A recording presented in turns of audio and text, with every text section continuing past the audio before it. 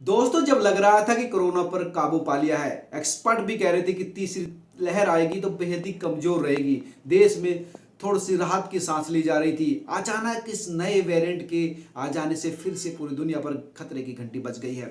केंद्रीय स्वास्थ्य मंत्रालय ने राज्यों को पत्र लिखा है और आगाह कर दिया है कि अंतर्राष्ट्रीय हवाई अड्डों पर चौकसी बढ़ा दी जाए।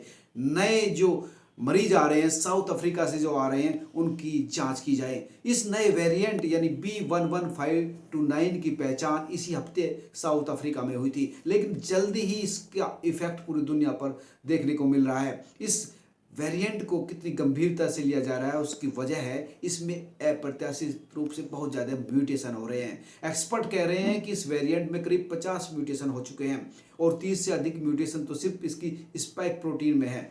दोस्तों, पता है ज़्यादातर वैक्सीन जो है स्पाइक प्रोटीन को ही ध्यान में रखकर बनाई गई है और इसी के सारे वायरस मानव शरीर की कोशिकाओं तक अपनी पहुंच सुनिश्चित करता है। जाहिर है, अगर ये अपनी स्पाइक प्रोटीन में ही म्यूटेशन कर रहा है तो सवाल उन दवाइयों पर भी खड़ा हो गया है जो हमें कोरोना से बचाने के लिए टीका दिया जा रहा है। और यही एक बड़ी चिंता है और यही एक खतरा है कि कहीं ये जो वेरिएंट है जो इतना म्यूटेंट हो रहा है, अगर ये यहाँ फैल गया तो बड़ी संख्या में इन्फेक्शन फैल जाएगा और दवाई भी नहीं है।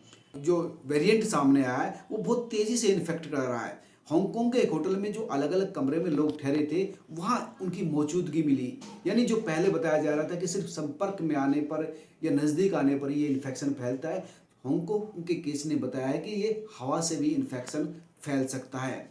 और यही एक बड़ी वजह है कि इस वेरिएंट को ज़्यादा खतरनाक माना गया है।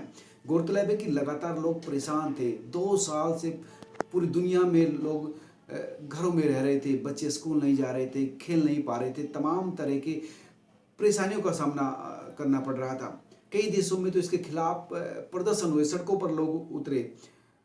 लेकिन अब ये जो नया वेरिएंट आया है इसको लेकर जो जिस तरह की जो चिंता बनी है वो एक चिंता फिर से एक संकट ना बन जाए, इसलिए प्रधानमंत्री ने आज बैठक भी बुलाई थी और जिसमें दिल्ली के मुख्यमंत्री ने कहा था कि जो फ्लाइट्स आ रही हैं इन्फेक्टेड देशों से जहाँ पर खतरा बहुत ज़्यादा है वहाँ उनको रोक लगा देनी चाहिए। सिर्फ जांच करने भर से काम नहीं चलेगा, उन देशों से आने वाली फ्लाइट को तत्काल प्रभाव से रोका जाना चाहिए, क्योंकि थोड़ी सी भी लापरवाही बड़ी चुनौती, बड़े संकट की वजह बन सकती है। तो दोस्तों, ये थी वो वजह जिसकी वजह से इस नए वेरिएंट को लेकर सनसनी मची है कि एक तो हवा से फैल सकता है और दूसरी इसकी स्पाइक प्रोटीन में जो म्यूटेशन हो रहा है वो बड़ी चिंता है। और ज़्यादातर जो टीके हैं वो स्पाइक प्रोटीन में ही लक्ष्य करते हैं, स्पाइक प्रोटीन को लेकर ही बनाए गए हैं।